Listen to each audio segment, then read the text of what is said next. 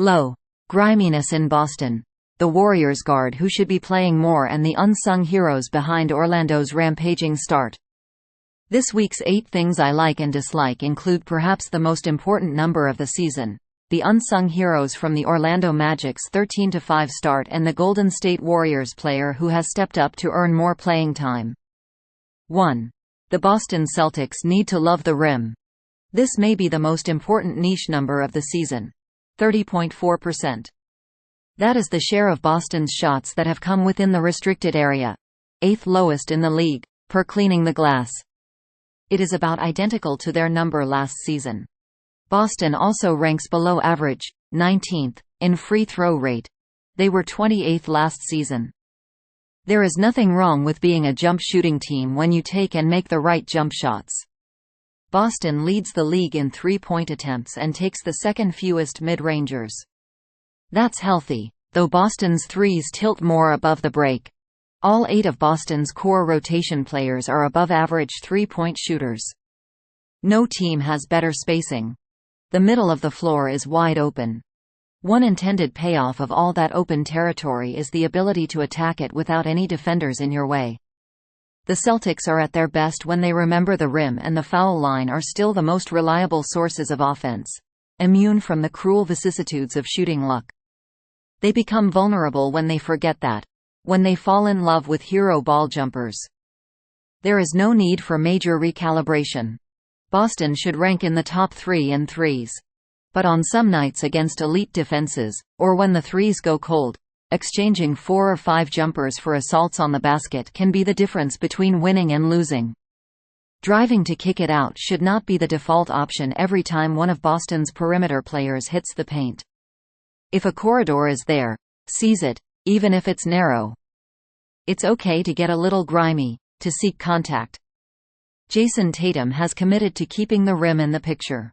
He has been smart about rejecting picks from Al Horford and Kristaps Porzingis, as in the above clip, when he spies their defenders cheating to the other side. That is one of Boston's best sets, having Tatum or Jaylen Brown take staggered picks from teammates defended by the opposing center and point guard. Any switch gives Tatum a mismatch. Here, he draws Milwaukee's Damian Lillard. It is tempting for Tatum and Brown to settle for stepbacks over smaller guards. Tatum is a superstar because he can make those shots. But Boston hits another gear when it, sometimes, puts its head down and burrows to easier points, including free throws. The two-man game between Tatum and Derek White has the same effect, since White is often defended by opposing point guards. And Porzingis is mixing in more hard rolls to the rim. Great indicators for Boston. Boston runs a lot of these corner actions for Brown.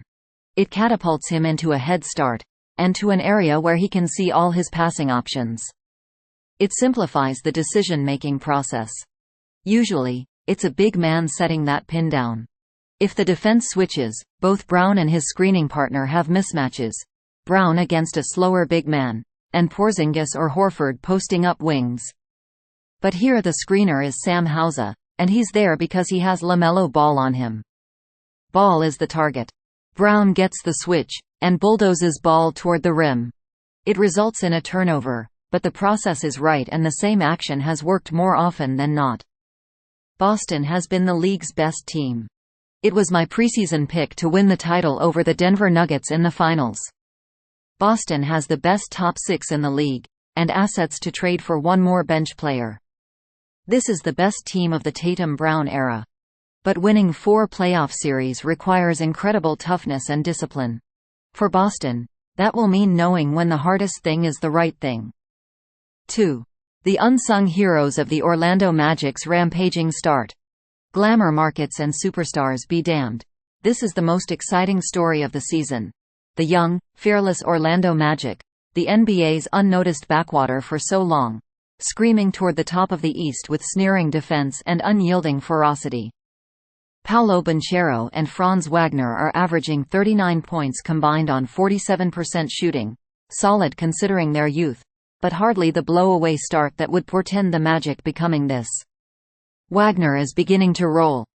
Jalen Suggs is no longer unsung, and woe boy is he is about to reward the Magic's brain trust for their patience, for not worrying about his wonky shooting, or what position he plays.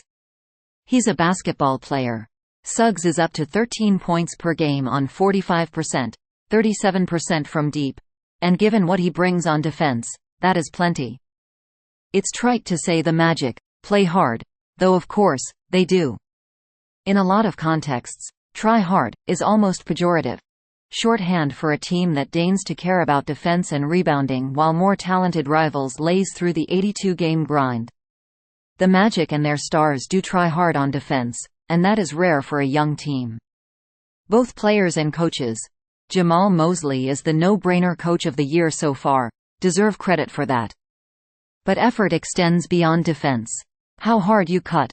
Your awareness of the extra pass and willingness to make it. Boxing out when you know the rebound is unlikely to come to you. Hitting people with picks or slipping out of them at full blast. Keeping hyper alert every second of every possession. Suggs is the tone setter. He moves at full throttle when the situation demands it, and thinks about the game. Eyes darting. Options whirring in his head, with selfless urgency. These are small things, but look at how Suggs is on his toes and leaning toward the rim before the pass arrives.